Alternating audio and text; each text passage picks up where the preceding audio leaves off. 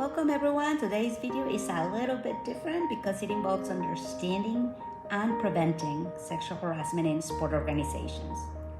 It is key we maintain a safe and respectful environment for all employees, athletes, stakeholders, just everyone. We will cover definitions, types, examples of sexual harassment, including quid pro quo and hostile environment. Let's begin. Sexual harassment is a form of discrimination that violates both Title VII of the Civil Rights Act of 1964 and in educational institutions, Title IX of the Civil Rights Act of 1972. It encompasses unwelcome sexual advances, requests for sexual favors, and other verbal or physical harassment of a sexual nature. Sexual harassment can occur in various settings. In the context of sport, which is what we're talking about, it includes workplaces, training facilities, events, trips, locker rooms, and just anywhere. Quid pro quo harassment. The word quid pro quo is Latin and it means this for that, and it involves situations where submission to sexual conduct is made either explicitly or implicitly a condition of an individual's employment or advancement. And it typically involves someone in a position of power, such as a coach, a manager, a supervisor, exerting their authority to demand sexual favors in exchange for job benefits.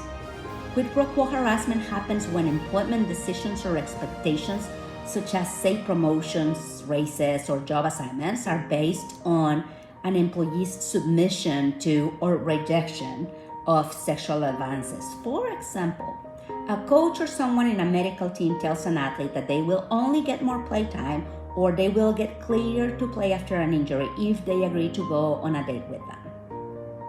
A manager implies that an employee's contract renewal is going to depend on whether they agree to have dinner and drinks with them after work. Anyone remembers that infamous former Redskins owner? His name was Daniel Snyder. He let a cheerleader know at a work event that there was a hotel room where she could get to know a patron better. Blatant sexual harassment. Hostile environment harassment involves unwelcome conduct that is severe or pervasive, and it creates an intimidating, hostile, or offensive work environment. This type of harassment can include jokes, inappropriate comments, unwanted physical contact, or any behavior that makes the environment uncomfortable for the person that's being harassed. And hostile environment harassment occurs when the unwelcome sexual conduct unreasonably interferes with a person's work performance or creates an intimidating, hostile, or offensive working environment. Let's say a group of employees frequently make sexually explicit jokes and comments in their locker room, making another person uncomfortable and unable to focus on their work. Or an employee repeatedly receives unwanted sexual advances and comments from a colleague, causing them to dread coming to work. Recognizing the signs of sexual harassment is the first step in preventing it. Here are some key points to remember. Harassment is both unwelcome and unwanted. If someone feels uncomfortable, it needs to be addressed, regardless of the intent. Beware of power dynamics, especially in coach-athlete, trainer-injured athlete, or supervisor-employee relationships. A quick note that I want to make here, sexual harassment may occur in any directions. Employees can harass supervisors, athletes can harass coaches or trainers, men can harass women, women can harass men, same-sex sexual harassment also happens. Always respect personal boundaries and professional conduct. Your boundaries and someone else's may be different, and differences are welcome, appreciated, and respected. Encourage open communication and ensure employees know how to report concerns. The best sport organizations are committed to safe environments. In order to eradicate this behavior, we must report it when it happens. So find out the reporting channels of your organization, the parent organization, third-party reporting mechanisms. For example, colleges and universities have Title IX coordinators, and many even offer anonymous reporting hotlines. The U.S. Olympic and Paralympic athletes or coaches can report to the U.S. Center for Safe Sport.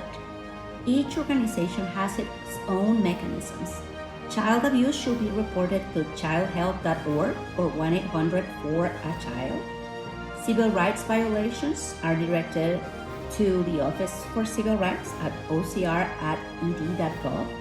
Title VII violations are made through the Equal Employment Opportunity Commission.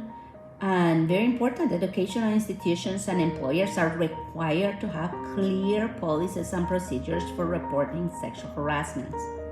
They also must provide confidentiality and support for the people reporting sexual harassment. And they must outline a fair and thorough investigation process to address complaints. So offer the support system, including counseling, legal assistance for the people that are being victimized. If you are a sport manager watching this, make sure that this information is communicated clearly and offered to all the people in your organization, all your stakeholders. Thank you for your attention and your participation. Preventing sexual harassment is a collective responsibility. By understanding and recognizing the signs, we can create a safer and more respectful environment for everyone.